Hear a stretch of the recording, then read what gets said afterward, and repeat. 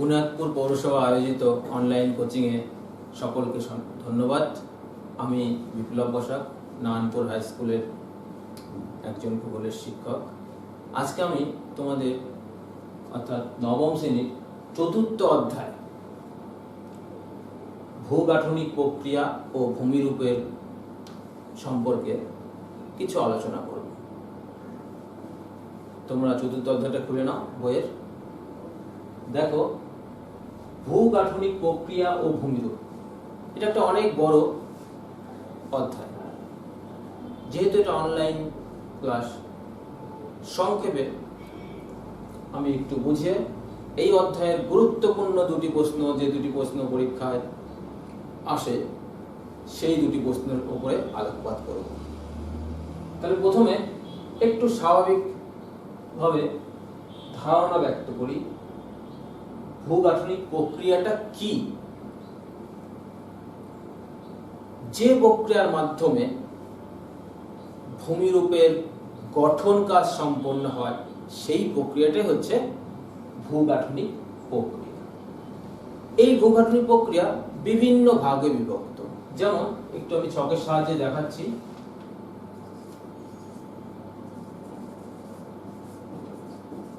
ভূগাঠনিক প্রক্রিয়া, এটাকে আমরা দুটো ভাগে ভাগ করতে পারি।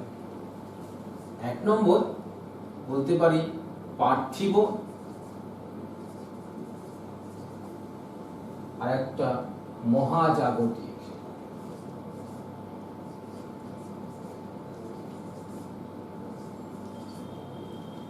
এই যে পার্থিব, এই পার্থিবকে আমরা দুটি ভাগে ভাগ করতে পারি। একটি অন্তর্জাত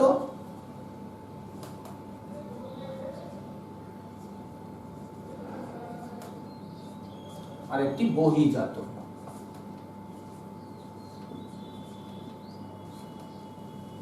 অন্তর্জাত এবং বহির্জাত। বহির্জাত প্রক্রিয়া বলতে কি, এই নদীর কাজ, বায়ুর কাজ, হিমবাহের কাজ, এই সব যেগুলো আমরা পৃথিবীর বাইরে যে প্রক্রিয়াটা আমরা দেখতে পাই সেটি হচ্ছে বহির্জাত প্রক্রিয়া।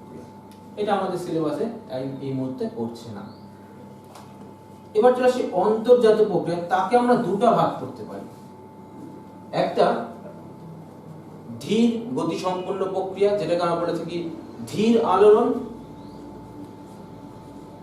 ধীর আলোড়ন। আরেকটি হচ্ছে আকস্মিক আলোড়ন, মানে হঠাৎ ঘটবে।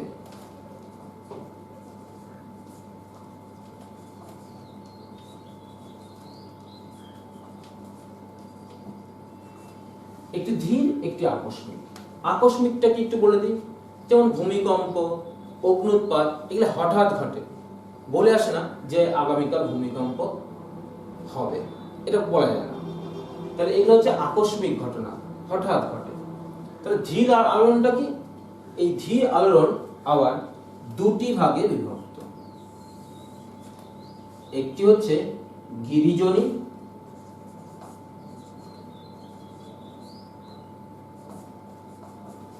আর একটি হচ্ছে মহীভাবক।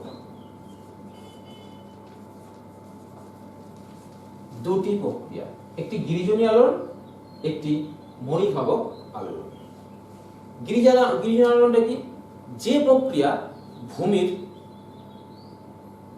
উপরিপৃষ্ঠ অর্থাৎ ভূপৃষ্ঠে অনুভূমিকভাবে কার্যকর হয় তাকে বলবো আমরা গিরিজনী প্রক্রিয়া বা গিরিজনী আলোড়ন। আর যে প্রক্রিয়া উপর নিচে আলোড়ন সৃষ্টি করে অর্থাৎ উলম্বভাবে কাজ করে, ধরে নাও যে সাপোজ এই হচ্ছে একটা ভূমিরূপ, এটি নেমে গেল কিংবা উঠে গেল, তাহলে যে উলম্বভাবে কাজ করছে উপর নিচে, এটি হচ্ছে মহীভাবক আলোড়ন। আর গিরিজনীটা কি?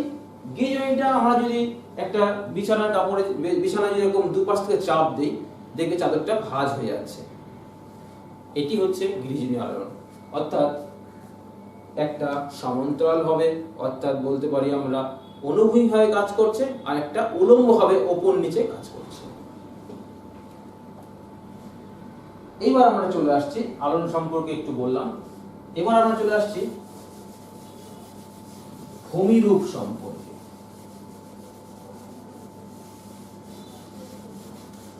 ভূমিরূপ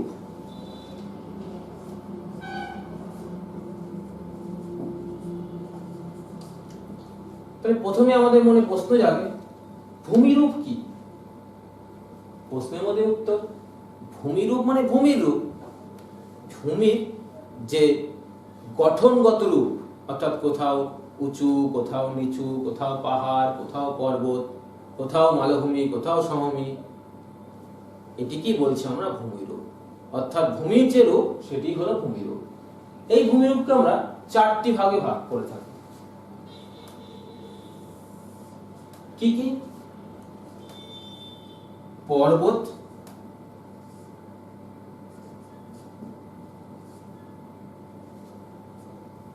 পাহাড়, মালভূমি, সমভূমি। পর্বত, পাহাড়, মালভূমি, সমভূমি। কোন কোন ভৌগোলিক 3টে ভাগ করে। কি কি? পর্বত ও পাহাড়কে এক জায়গায় করে দেয়, পর্বত ও পাহাড়, মালভূমি এবং সমভূমি। আমরা যদি উচ্চতার ভিত্তিতে বিচার করি তাহলে খুব সহজেই বুঝতে পারবো যে পর্বত কাকে বলবো, মালভূমি কাকে বলবো, সমভূমি কাকে বলবো। সাধারণত সমুদ্রপৃষ্ঠ থেকে অর্থাৎ 0 থেকে 300 মিটার উচ্চতা পর্যন্ত ভূভাগকে আমরা বলে থাকি সমভূমি। 300 থেকে 600 মিটার উচ্চতা সম্পন্ন ভূভাগকে আমরা বলি মালভূমি। 600 থেকে 1000 মিটার এর কম, 600 থেকে 1000 এর কম হলে তখন তাকে বলি পাহাড়। আর 1000 এর বেশি হলে, 1000 এর বেশি উচ্চতা সম্পন্নকে বলে থাকি আমরা পর্বত। তাহলে খুব স্বাভাবিকভাবে আমরা বুঝতে পারলাম যে 0 থেকে 300 মিটার উচ্চতা পর্যন্ত, 0 বলতে এটা সমুদ্রপৃষ্ঠ, 300 মিটার উচ্চতা পর্যন্ত ভূমিরূপকে সমভূমি, 600 এর মধ্যে হলে মালভূমি, 900 1000 এর মধ্যে হলে তাকে বলবো পাহাড় এবং 1000 এর ঊর্ধ্বে হলে বলবো পর্বত। এবার আসছি বিস্তারিত আলোচনা। প্রথমে আসছি পর্বতে।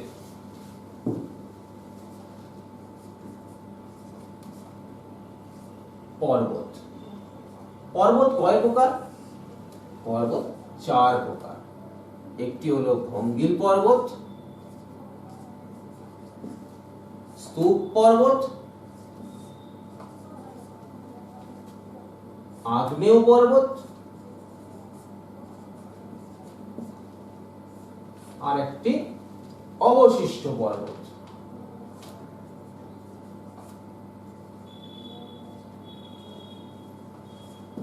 অবশিষ্ট পর্বত বা ওদের ক্ষয়জাত পর্বত বলাটা বেটার হয়, ক্ষয়জাত বলছি, ক্ষয়জাত পর্বত। তাহলে আমরা দেখলাম ভঙ্গিল পর্বত, স্তূপ পর্বত, আগ্নেয় পর্বত, ক্ষয়জাত পর্বত। খুব সংক্ষেপে আমি বলে দিচ্ছি কোন পর্বতটা কি। ভঙ্গিল পর্বত, এই ভঙ্গিল কথার অর্থ হচ্ছে ভাঁজ, অর্থাৎ কোমল পাললিক শিলাস্তরে ভাঁজ পড়ে পড়ে যে পর্বতটা সৃষ্টি হবে সেটি হচ্ছে ভঙ্গিল পর্বত, যেমন হিমালয়, আল্পস, আন্দিজ প্রমুখ। স্তূপ পর্বত কি? মহীভূমিক আলোড়নের ফলে যখন শিলাস্তরে চ্যুতি ঘটে তখন দুটি চ্যুতির মধ্যবর্তী অংশ উপরে উঠে গিয়ে কিংবা নিচে বসে গিয়ে দুই পাশে দুটা স্তূপ পর্বতের সৃষ্টি হতে পারে, যেমন ভারতের সাতপুরা, বিন্ধ্য, এগুলো স্তূপ পর্বতের উদাহরণ। আগ্নেয় পর্বত কি? ভূ-অভ্যন্তরে উত্তপ্ত তরল ম্যাগমা যখন ভূপৃষ্ঠের কোনো ফাটল বা ছিদ্রপথে বেরিয়ে এসে সঞ্চিত হয় এবং পর্বতের আকার নেয়, তখনই তাকে বলবো আমরা আগ্নেয় পর্বত। যেমন জাপানের ফুজিয়ামা, ভারতের দুটি রয়েছে ব্যালেন, নারকন্ডাম প্রমুখ। ক্ষয়জাত পর্বত, কোন প্রাচীন পর্বত দীর্ঘদিন ধরে প্রাকৃতিক শক্তির ফলে ক্ষয় পেয়ে পেয়ে পেয়ে এর উচ্চতা ক্রমশ নিচু হয়ে যায়, তখন তাকে আমরা বলবো ক্ষয়জাত পর্বত। যেমন আরাবল্লী পর্বত ভারতের ক্ষয়জাত পর্বতের উদাহরণ। এই পর্বতটি অতীতে এক সময় ভঙ্গিল পর্বত ছিল, ক্ষয় পেয়ে পেয়ে এখন আমরা একে ক্ষয়জাত পর্বতের আখ্যা দিয়েছি। তাহলে যদি বলে প্রাচীন ভঙ্গিল পর্বতের নাম করো, তখন কিন্তু আরাবল্লীর নামটাই নিব। আবার যদি বলে ক্ষয়জাত পর্বতের নাম করো, তখন আরাবল্লীর নাম নেব। এবার আসছি আজকের মূল আলোচনায়। আমরা যেটা আলোচনা করতে যাচ্ছি আজকে, সেই বস্তুটা হচ্ছে পাঁচ সংস্থান তত্ত্বের ভিত্তিতে পাঁচ সংস্থান তত্ত্বের ভিত্তিতে ভঙ্গিল পর্বতের উৎপত্তি ব্যাখ্যা করো। খুব ইম্পর্টেন্ট প্রশ্ন, এর মান হচ্ছে 5। তোমরা ভেবে নিতে পারো এটা পরীক্ষায় চলে আসছে। পাঁচ সংস্থান তত্ত্বের ভিত্তিতে ভঙ্গিল পর্বতের উৎপত্তি। অর্থাৎ আমরা কেবলই দেখলাম যে পর্বতের 4টা ভাগ, তার মধ্যে অন্যতম হচ্ছে ভঙ্গিল পর্বত। এই ভঙ্গিল পর্বত কিভাবে উৎপত্তি হলো, এই নিয়ে কিন্তু বিজ্ঞান মহলে, ভৌগোলিক মহলে অনেক মতবাদ রয়েছে। এক এক ভৌগোলিক এক এক ভাবে এর ব্যাখ্যা দিয়েছেন, বিভিন্ন নাম দিয়েছেন তত্ত্বগুলোর, যেমন একটি পাঁচ সংস্থান তত্ত্ব, মহীখাত তত্ত্ব প্রমুখ। এবার পরীক্ষায় যেটা আসে বা আজকে আমাদের যেটা আলোচনা, পাঁচ সংস্থান তত্ত্বের ভিত্তিতে ভঙ্গিল পর্বতের শ্রেণীবিভাগ। যদি আমরা লিখি, কিভাবে লিখব? সবার আগে শুরুতে, যেহেতু 5 নম্বরের প্রশ্ন, শুরুতে একটু ইন্ট্রোডাকশন দিতে হবে, ভূমিকার মতো করে কয়েকটা লাইন লিখতে হবে। কি লিখবো এখানে? আমরা জানি পাঁচ সংস্থান তত্ত্ব কোনো একক তত্ত্ব নয়। একক মানে কোনো একজন ভৌগোলিকই যে তত্ত্ব দিয়েছেন তা নয়, এটা কোনো একক তত্ত্ব নয়। অনেকগুলি তত্ত্বের সম্মিলিত ফলই হলো পাঁচ সংস্থান তত্ত্ব। বিজ্ঞানী উইলসন 1965 সালে, বিজ্ঞানী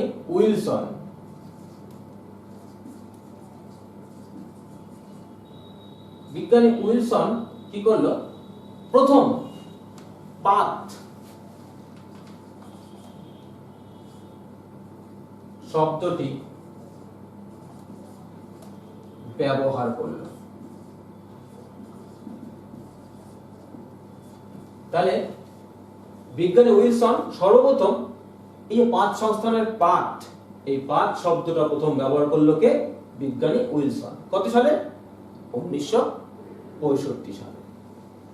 এরপর ম্যাকেঞ্জি, পার্কার প্রমুখ বিজ্ঞানী এই তত্ত্ব তুলে ধরেন। কিন্তু সব শেষে 1973 সালে বিজ্ঞানী এক্স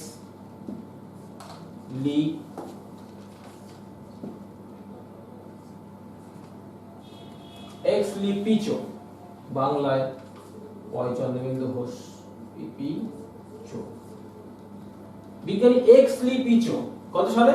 1973 সালে এই তত্ত্বটিকে খুব সহজ সরল ভাষায় ভৌগোলিক মহলে উপস্থাপন করল। তিনি এত সহজ সরল ভাষায় উপস্থাপন করলেন যে সকলের সেটা বোধগম্য হলো, অর্থাৎ সকলেই সেটা বুঝতে পারল। সেই থেকে বিজ্ঞানী পিচোকে পাঁচ সংস্থান তত্ত্বের জনক বলা হয়ে থাকে। অর্থাৎ পাঁচ সংস্থান তত্ত্বের জনক আখ্যা দেওয়া হলো কাকে? বিজ্ঞানী এক্স লি পিচোকে বা পিচোকে। এখানে এই প্রশ্নটা খুব গুরুত্বপূর্ণ যে পাঁচ সংস্থান তত্ত্বের জনকের নাম কি? তখন বলতে হবে পাঁচ সংস্থান তত্ত্বের জনক হলো বিজ্ঞানী এক্স লি পিচো। চলে আসি তত্ত্বের মূল কথায়, মূল বক্তব্য কি বলা হলো এই তত্ত্বে। প্রশ্নটা মুছে দিলাম, তোমরা তো নিশ্চয় লিখে নিয়েছো। এই তত্ত্বে প্রথমে আমরা ভূমিকা দেওয়ার পরে আমরা লিখবো এবার মূল কথা, অর্থাৎ তত্ত্বের মূল কথা। কি বললো এই তত্ত্বে? এই তত্ত্বে বলা হলো যে ভূত্বক কতগুলি খণ্ডে খণ্ডে বিভক্ত, যাকে আমরা নাম দিচ্ছি প্লেট। তাহলে 1 নম্বরে বলবো যে ভূত্বক কতগুলি খণ্ডে খণ্ডে বিভক্ত, যাকে আমরা বলছি প্লেট। 2 নম্বরে আমরা বলবো যে পৃথিবীতে 7টি বড় পাত, 7টি বড়, 8টি মাঝারি এবং 20টি ছোট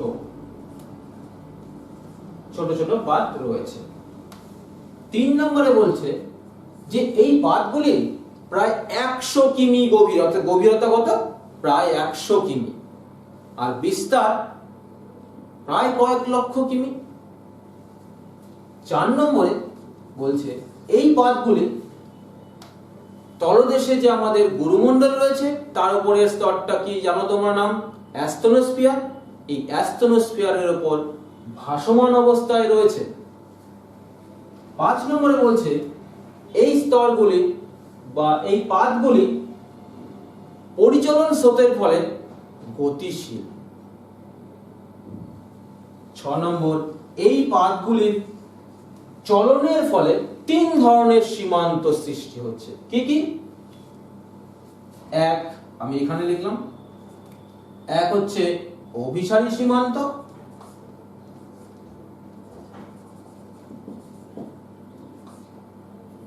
অভিসারী, 2 প্রতিসারী, 3 নিরপেক্ষ। অভিসারী, প্রতিসারী, নিরপেক্ষ সীমান্ত কি সেটা? যখন দুটো পাত, আমি ছোট্ট করে এঁকে দেখাচ্ছি, দেখো, যখন দুটো পাত পরস্পরের দিকে এগিয়ে আসছে, এটা এদিকে যাচ্ছে, এটা আবার এদিকে আসছে। 3D করলে দেখতে সুন্দর লাগে, কিন্তু সময়ের খুব অভাব।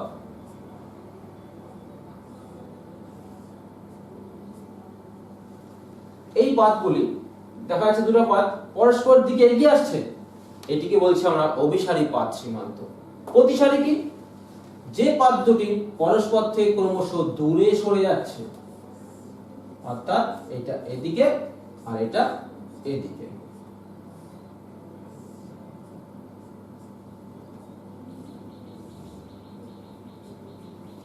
দুটো পাত পরস্পর থেকে দূরে সরে যাচ্ছে, এটাকে বলছি প্রতিসারী। তাহলে নিরপেক্ষ পাতটা কি? নিরপেক্ষ পাত দুটি পাত পাশাপাশি অবস্থান করছে, অথচ কেউ কাউকে ধাক্কা মারছে না, পাশাপাশি থেকে চলমান অবস্থা রয়েছে। এই পাতটা এদিকে যাচ্ছে, এই পাতটা এদিকে যাচ্ছে।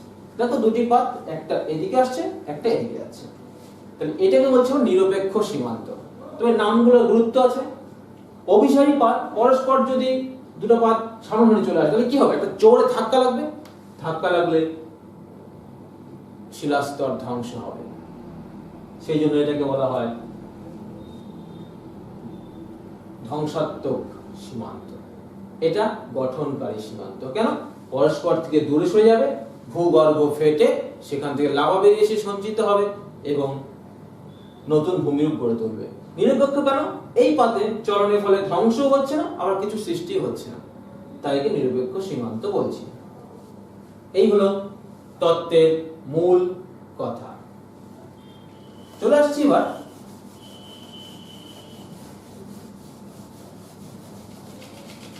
ভঙ্গিল পর্বতের উৎপত্তি। পরের পয়েন্ট, ভঙ্গিল পর্বতের উৎপত্তি। বিজ্ঞানীরা বলছে তথা ভৌগোলিকরা বলছে যে অভিসারী সীমান্তেই মূলত ভঙ্গিল পর্বত গড়ে ওঠে। কারণ অভিসারী সীমান্তে দুটি পাত যখন পরস্পরের দিকে এগিয়ে আসে তখন মাঝে সঞ্চিত পলিরাশি ভাঁজে ভাঁজে উপরে উঠে ভঙ্গিল পর্বতের সৃষ্টি করে। তার এটি বোঝানোর জন্য এটিকে তিনটি ভাগে ভাগ করেছে। কি? একটি বলেছে একটি মহাদেশীয় পাত এবং আরেকটি মহাদেশীয় পাত।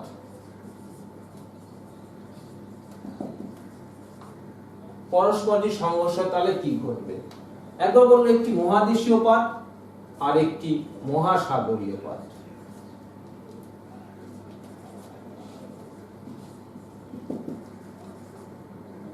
আবার বললো একটি মহাসাগরীয় পাত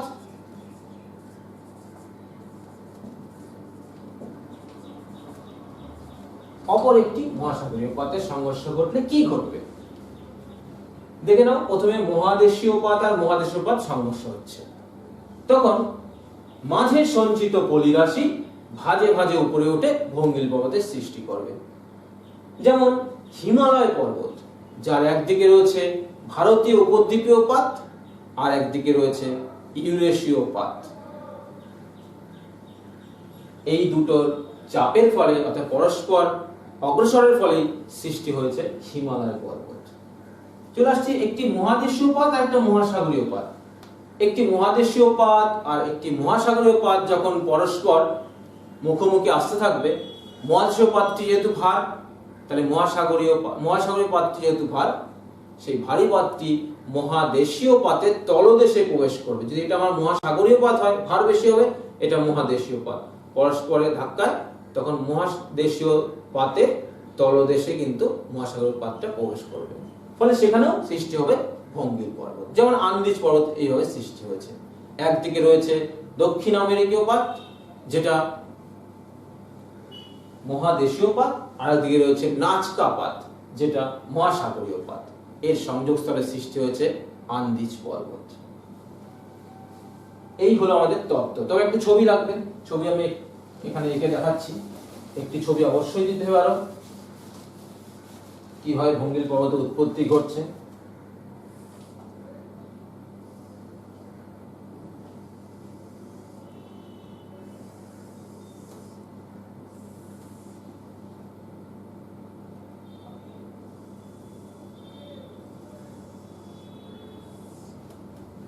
লক্ষ্য করে দেখো, এই একটা পাত আসছে, নাম দিচ্ছি ভারতীয় উপদ্বীপীয় পাত, আর এটা ইউরেশীয় পাত।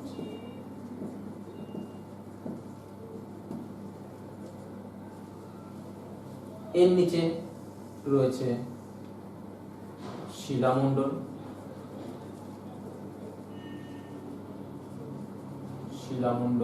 তাহলে এটাও শিলামণ্ডল। আর তার নিচে যে অংশটা রয়েছে এটা হচ্ছে অ্যাস্থেনোস্ফিয়ার।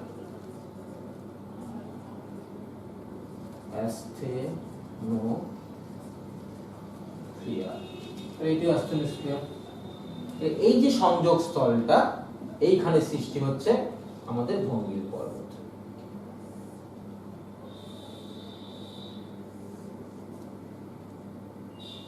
এই যে সৃষ্টি হচ্ছে, এই অংশটা হচ্ছে ভঙ্গিল পর্বত। দেখতে পাচ্ছ, একটি ভারত মহাসাগরীয়, যেটা ভারতীয় উপদ্বীপীয় পাত আর একটা ইউরেশীয় পাত পরস্পর প্রবেশ করাতে একটা নিচে প্রবেশ করে গেল, এর সংযোগ স্থলে গড়ে উঠল পর্বত, একটি ভঙ্গিল পর্বত, যার নাম হিমালয়।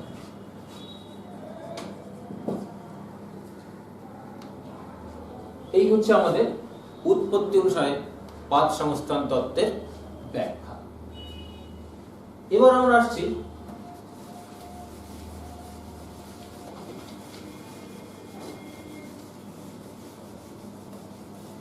আরেকটি প্রশ্নে, মালভূমি। প্রশ্ন আসে উৎপত্তি অনুসারে দু প্রকার মালভূমি শ্রেণীবিভাগ করো। মালভূমি তাহলে সবার আগে জানতে হবে মালভূমি কাকে বলে। আমরা যদি কোনো একটা পর্বতের মাথাটা কেটে বাদ দিয়ে দিই তাহলে যে অংশ পড়ে থাকে এক কথায় সেটি মালভূমি। তো লক্ষ্য রাখো, এই একটা পর্বত দেখতে পাচ্ছি, আমরা এর মাথাটা কেটে বাদ দিয়ে দিলাম। বাদ দিলে দেখো প্রায় উপরিপৃষ্ঠ সমতল, চারপাশ খাড়া ঢাল যুক্ত একটা ভূমিরূপ লক্ষ্য করছি, এটি হচ্ছে মালভূমি। তাহলে সংজ্ঞাতে কি হয়ে বলবো? বলবো যে ভূমির উপর উপরিপৃষ্ঠ ঢেউ খেলানো বা প্রায় সমতল, চারপাশ খাড়া ঢাল যুক্ত, বহুদূর বিস্তৃত, উচ্চতা প্রায় 300 থেকে 600 মিটার, তাকে আমরা বলবো মালভূমি। যেহেতু দেখতে অনেকটা টেবিলের মতো, তাই এই ভূমিরূপকে আমরা বলে থাকি টেবিল ল্যান্ড। এবার আসছি মালভূমির শ্রেণী বিভাগে। মালভূমি 4 প্রকার। 1 পর্বত বেষ্টিত মালভূমি,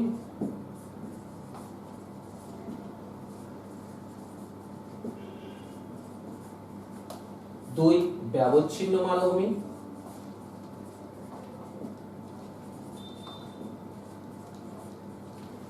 3 লাভা গঠিত মালভূমি,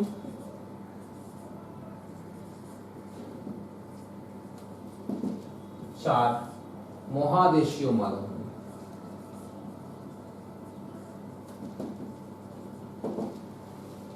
প্রশ্ন আসবে মালভূমির শ্রেণীভাগ করো এবং দুটির ব্যাখ্যা দাও। আমি ব্যাখ্যা শুরু করছি, কিভাবে করব এটা বুঝে দিলাম।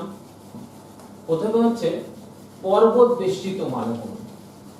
আমরা কয়েকটি পয়েন্টে ব্যাখ্যা করব। প্রথমে আসছে সংজ্ঞা।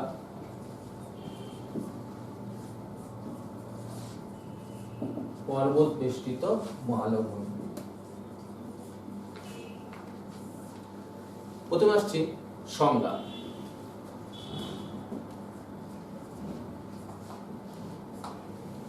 এক কথায় পর্বত বেষ্টিত মালভূমি সংজ্ঞাটা কি বলবো?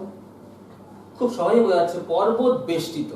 তাহলে যে মালভূমি পর্বত দ্বারা ঘেরা সেই মালভূমিটাকে বলবো পর্বতবেষ্টিত মালভূমি। যে মালভূমির চারপাশে পর্বত থাকবে। সৃষ্টির কারণ বা উৎপত্তি। সৃষ্টির কারণ কিভাবে সৃষ্টি হচ্ছে? গিরিজনী আন্দোলনের ফলে যখন ভঙ্গিল পর্বতের উৎপত্তি হচ্ছে, তখন 2 বা ততোধিক ভঙ্গিল পর্বতের মধ্যবর্তী অংশ উঁচু হয়ে মালভূমির আকার ধারণ করছে, তখনই তাকে আমরা বলবো পর্বত বেষ্টিত মালভূমি। কারণ তার চারপাশ পর্বত দ্বারা ঘেরা। ছবিটা দেখো, তাহলে বুঝতে পারবে। ছবিটা অবশ্যই আঁকতে হবে।